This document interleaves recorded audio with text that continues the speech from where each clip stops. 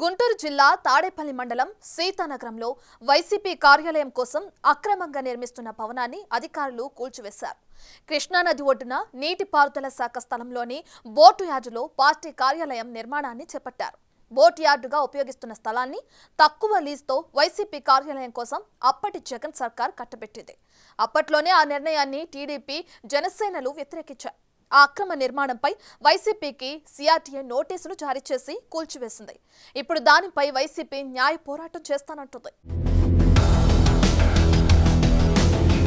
30 ఏళ్లు సీఎంగా ఉంటానని కలలు కన్నారు మాజీ ముఖ్యమంత్రి జగన్మోహన్ రెడ్డి. ఎలాగూ తానే అధికారంలోకొస్తానన్న గుడ్డి నమ్మకంతోనే ఇష్టారాజ్యం వ్యవహరించారు. విశాఖలో నివాసానికి రుషికొండ పర్యాటక స్థలంలో 500 కోట్లతో భారీ ప్యాలెస్ నిర్మించుకున్నారు. పార్టీ సెంట్రల్ ఆఫీస్ అంటూ నీటిపారుదల శాఖ స్థలాన్ని లీజ్ పేరుతో కబ్జా చేయటానికి రెడీ అయ్యారు. గుంటూరు జిల్లా తాడేపల్లి మండలం సీతానగరంలో ఇరిగేషన్ భూమిని ఆక్రమించి అనధికారికంగా వైసీపీ కడుతున్న పార్టీ కార్యాలయ నిర్మాణాన్ని అధికారులు తాజాగా కూల్చేశారు.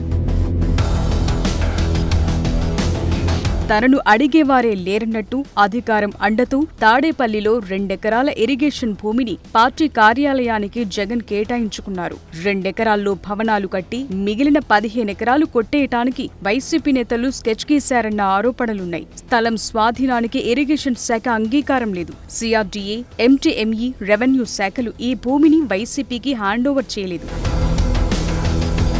వైసీపీ కార్యాలయ నిర్మాణానికి కనీసం ప్లాన్ కోసం కూడా దరఖాస్తు చేయలేదు. లీజ్ పేరుతో నీటిపారుదల శాఖ భూమిలో బోటు యార్డుని కబ్జా చేసి ఒక్క అనుమతి లేకుండా కార్యాలయ నిర్మాణం చేపట్టారు. వైసీపీ కబ్జాలు, అక్రమ నిర్మాణాలపై స్థానిక టీడీపీ నేతలు సిఆర్డీఏ, ఎంటీఎంసీ కమిషనర్లకు ఫిర్యాదు చేశారు. దాంతో ఎంటీఎంసీ ఆధ్వర్యంలో అక్రమ నిర్మాణాల కూల్చివేత చేపట్టారు. ప్రభుత్వ నిధులతో కట్టిన ప్రజా వేదికను కూల్చేసిన వైసీపీ ఇప్పుడు ప్రభుత్వ స్థలంలో కట్టుకుంటున్న పార్టీ ఆఫీసును కూల్చివేయడంతో గగ్గోలు పెడుతోంది. ఉండవల్లిలోని బోట్ యార్డు స్థలంలో అక్రమంగా నిర్మిస్తున్న వైసీపీ కార్యాలయం కూల్చివేతపై ఆ పార్టీ అధినేత జగన్ రియాక్ట్ అయ్యారు. ఆంధ్రప్రదేశ్లో రాజకీయ కక్ష సాధింపు చర్యలకు దిగిన చంద్రబాబు తన దమనకాండను మరో స్థాయికి తీసుకెళ్లారని జగన్ ఆరోపిస్తున్నారు. ఒక నియంతలా వైసీపీ కేంద్ర కార్యాలయాన్ని బుల్డోజర్లతో కూల్చివేయించారని ట్విట్టర్ వేదికగా ఆవేదన వ్యక్తం చేస్తున్నారు.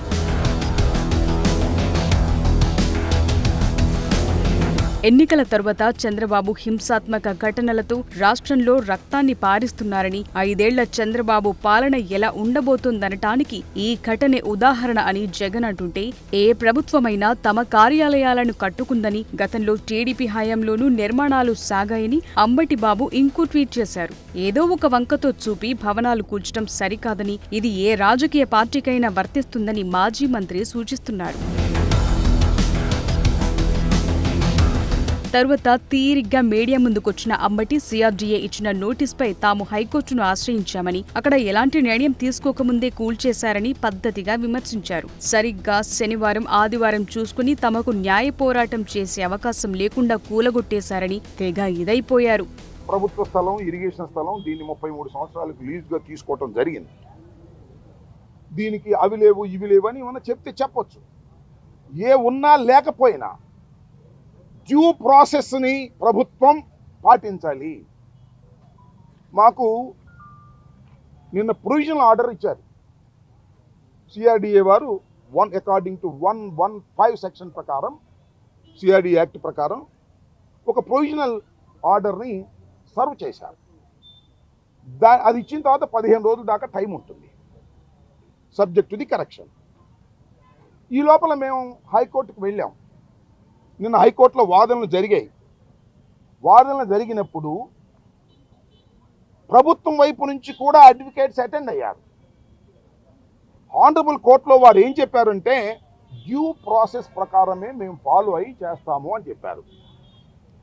What is the due process అంటే ఏమిటంటే, ప్రొవిజనల్ ఆర్డర్ ఇచ్చిన తర్వాత, మా దగ్గర నుంచి ఎక్స్ప్లెనేషన్ తీసుకున్న తర్వాత కన్ఫర్మేషన్ ఆర్డర్ ఇవ్వాలి, దానికి కూడా ఎక్స్ప్లెనేషన్ తీసుకోవాలి. అది కూడా అయిన తర్వాత ట్రిబ్యునల్ కూడా మాకు వెళ్ళే ఛాన్స్ ఉంది. అన్ని చట్టబద్ధమైనటువంటి అన్ని మార్గాలు మూసుకుపోయిన తర్వాత then they will take action. But కానీ ఇవాళ శనివారం, రేపు ఆదివారం, ఇవాళ తెల్లారగట్ట మళ్ళీ మేము కోర్టుకి వెళ్ళే అవకాశం లేదు, ఛాన్స్ తీసుకుని పగలగొట్టేశారు. మరోవైపు బిల్డింగ్ కూల్చివేత అంశంలో న్యాయ పోరాటం చేస్తామంటోంది వైసీపీ. చట్టాన్ని మీరి వ్యవహరించొద్దని హైకోర్టు ఆదేశాలు జారీ చేసినా పట్టించుకోలేదని ఆ పార్టీ నేత సజ్జల భార్గవరెడ్డి ట్వీట్ చేశారు. కోర్టు ధిక్కరణకు టీడీపీ నేతలు పాల్పడ్డారని హైకోర్టు దృష్టికి తీసుకెళ్తామంటున్నారు. అయితే అఫీషియల్స్ మాత్రం అది అక్రమ నిర్మాణమే అని తేల్చేస్తున్నారు. ఇరిగేషన్ శాఖ అభ్యంతరాల్ని గత ప్రభుత్వం పట్టించుకోలేదని సిఆర్డీఏ అధికారులు స్పష్టం చేశారు. 2023 ఫిబ్రవరిలో వైసీపీ ఆఫీస్కు భూమి ఇవ్వలేమని ఇరిగేషన్ ఈఎన్సీ జనరల్ చెప్పారని, వైసీపీ కోరిన భూమిలో అప్పటికే బోట్ యార్డ్ ఉందని, మిగిలిన స్థలంతో తాము ట్రైనింగ్ సెంటర్ నిర్మించదలిచినట్లు అప్పటి ఈఎన్సీ చెప్పారని అధికారులంటున్నారు. అంత తీవ్ర అభ్యంతరం తెలిపినప్పటికీ వైసీపీ ఆఫీస్ నిర్మాణం చేపట్టారని సిఆర్డీఏ అధికారులు చెప్తున్నారు. మరి అధికారులు అంత వివరంగా చెప్తుంటే వైసీపీ న్యాయం కోసం ఎలా పోరాడుతుందో చూడాలి.